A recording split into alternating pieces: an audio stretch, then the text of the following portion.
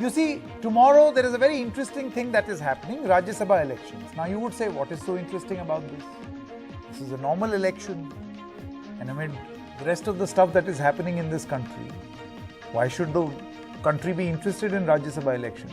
So generally, there is a no contest. Of the 57 seats, there is no contest. But there are some key contests that are taking place on some seats that make this entire election extremely interesting, because there comes the whole talk of cross-voting, horse trading, resort politics, bus, plane, chartered flight, money, all those things are now being discussed.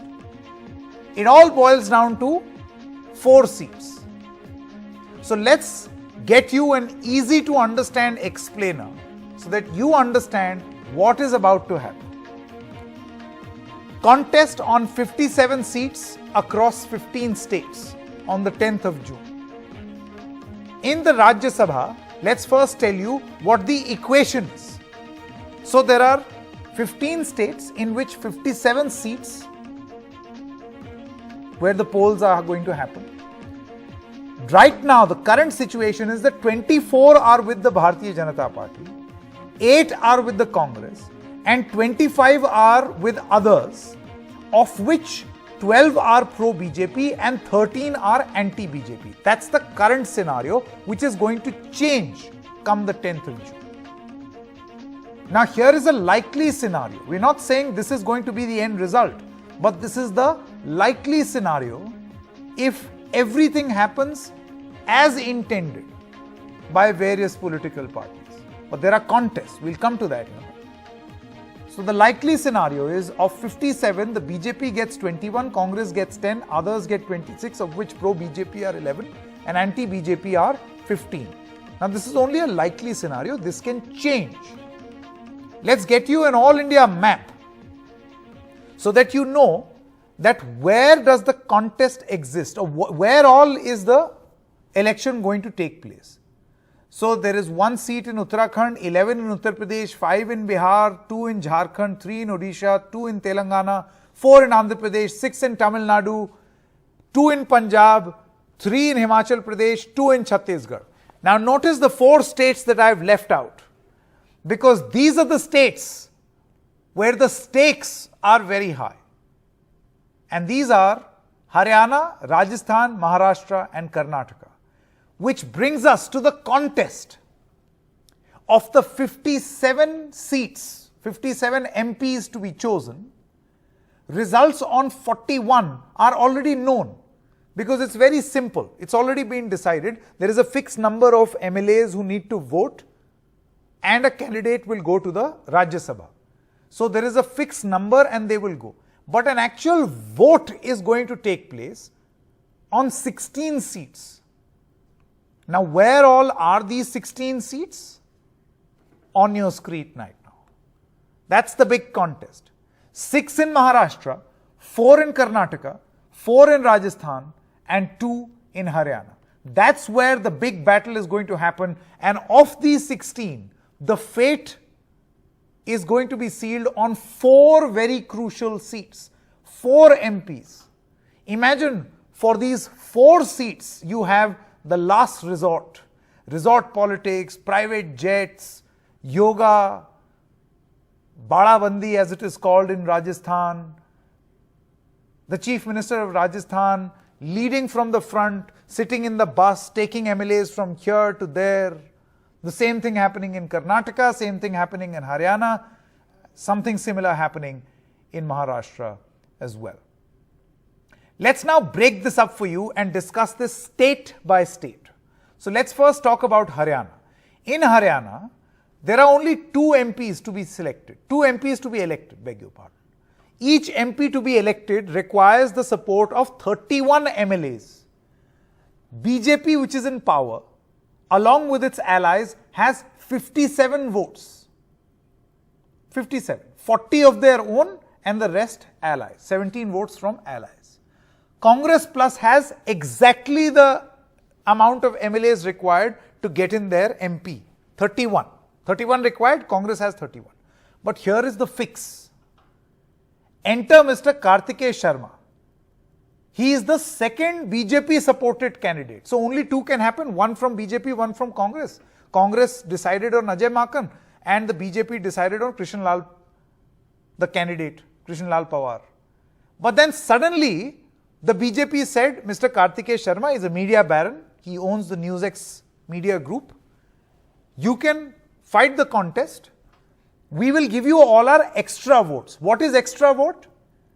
The extra vote is all the votes that the BJP has already used for its first candidate and the remaining votes are transferred to him, which means 9 from the BJP. BJP has 40, 31 go to the first candidate, 9 votes get transferred to Mr. Kartikeya Sharma. JJP, which is an alliance partner of the BJP, has said we will also transfer our 10 votes. There are 7 others who say we will also transfer our votes. So that takes the total to 26, which means to attain the 30-31 mark, Mr. Kartikeya Sharma is short of 4 to 5 seats. Where will he get this deficit from? So there is an INLD. Will they vote for him? One does not know, because why will they want to go with JJP, which is a breakaway faction of the Indian National Lok Dal? Let's change this. An independent, they need 1 person from the independent.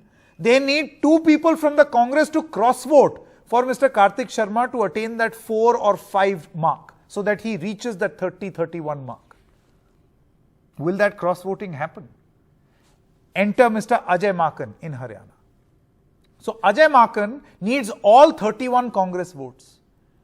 So the Congress decided to take all its MLAs to Raipur. Raipur is a Congress ruled state, Chhattisgarh. But 3 MLAs did not go.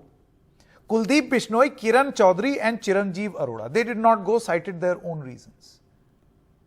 What will happen? Will they cross vote or will they stay with Ajay Maken? The Congress is hopeful that though they did not go to Raipur, they will stay with Ajay Maken. That's why in Haryana, the contest is very important. Let's move to Karnataka. Total 4 seats. The requirement per seat is 45. The BJP has 120. They're set to win 2 seats. Congress has 70 votes. They're set to win 1 seat. But the JDS has 32 votes. So what will JDS do? And we have an interview up ahead of Mr. H.D. Kumaraswamy. Will he clear the picture? He says, I'm going to back my own candidate. There is a concept called preferential votes, which means that if you have less votes, then an MLA can decide, if not this, then my second preference is to this candidate and the third preference is to this candidate. And that calculation is a very Duckworth-Lewis sort of a calculation. Let's not get there. Otherwise, it will be very hard to explain. So is JDS going to play kingmaker to another Congress or BJP candidate? Or will JDS back its own and expect others to cross vote? That's why the Karnataka contest becomes very, very interesting. Who's in the fray in Karnataka? Mansoor R. Khan from the Congress and Leher Singh from the BJP. Mansoor needs 20 votes. So if the JDS transfers its 32, Mansoor can win. And Leher Singh needs only 13 votes, which means if the JDS does not back its own, and if in the preferential voting, these MLAs end up choosing Mr. Leher Singh as the second preference or the second choice, then through that calculation, the JDS can help Mr. Leher Singh also. Which way will JDS go? So in Karnataka, here is that all-important contest. JDS also decided to take its MLAs to a resort. Speaking of resort, let's talk about Rajasthan. Total number of BJP MLAs are 71. 41 is the requirement for an MP to win. Ghanshyam Tiwari is the BJP's first candidate. He sailed through. But the BJP has decided that of the 41, they are going to transfer the remaining 30 votes to media baron Subhash Chandra. Chandra falls short by 11 votes. Now, how will he fulfill this deficit of 11? So, there are 2 parties that don't support Ashok Gehlot, BTP and CPM. Both have 2 MLAs each, they do not support Gehlot. Now, by some stroke of luck, if a BJP supported Subhash Chandra gets these 4 seats and the CPM chooses to align with Mr. Subhash Chandra, then what will happen? 3 RLP MLAs claim to support Mr. Subhash Chandra. He is still at a deficit of 7.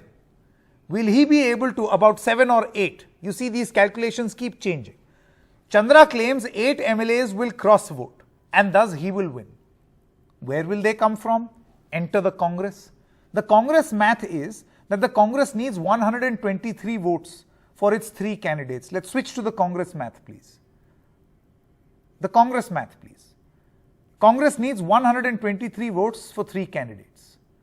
The Congress claims it has the support of 125 MLAs. Let's look at the breakup. Congress has 108. There are 13 independents. RLP has 3, which is in an alliance with the Congress. Mr. Subhash Chandra claims he has their support, and RLD 1. So the big question for Rajasthan are these. Will Subhash Chandra dig into the independents or the Congress MLAs for the remaining 7 to 11 votes? Will there be cross-voting in Rajasthan elections? Will independent and alliance partners continue to support Gehlot? Or will Pramod Tiwari not be able to clear the Rajya Sabha number test? He was very confident. He said, of course, I'll be able to clear. BJP has shifted its MLAs also to a Jaipur resort. They've all come back. Fearing cross-voting, the Congress also shifted its MLAs to Udaipur. They have all also come back. This is how the Rajasthan contest has become interesting. And now for the Maha battle, the final 4th battle, for the 6th Rajya Sabha seat in Maharashtra. Shiv Sena's Sanjay Pawar is in contest for this seat, but the BJP has fielded Dhananjay Mahadik for this contest. The total MLA votes needed in Maharashtra to win the Rajya Sabha polls is 42. In Mahadik's case, the BJP has 22 extra votes plus 7 independents, which takes it to 29, which means he is not reaching the 42 mark. The BJP is still short of 13 MLA votes. Maharashtra Vikas Aghadi has 26 extra votes for Mr. Sanjay Pawar. Sena candidate is short of 16 votes. So the 29 MLAs of smaller parties and independents hold the key. MLAs, they are claiming that they are being lured with funds for constituency by both the BJP and the Sena. BJP is saying, we'll give you central funds. Shiv Sena is saying, we'll give you state funds. And 3 high-profile crucial votes in Maharashtra are, like, it's very iffy what is going to happen. Devendra Fadnavis had COVID, but now it's said that his report is negative, so he can come out and vote. Former Home Minister Anil Deshmukh is in jail, and former Maharashtra Vikas Aghadi Minister Nawab Malik is also in jail, but their plea to vote has been rejected by a local court, which means as of this moment, they will not be able to vote. The Maharashtra math on your screen, the BJP has 105, Shiv Sena 55, NCP 54, and the Congress 44. So it's going to be very, very interesting that for the 6th seat, who will be able to pull it off and be able to convince these extras and independents. That's how Maharashtra is also a crucial political battle.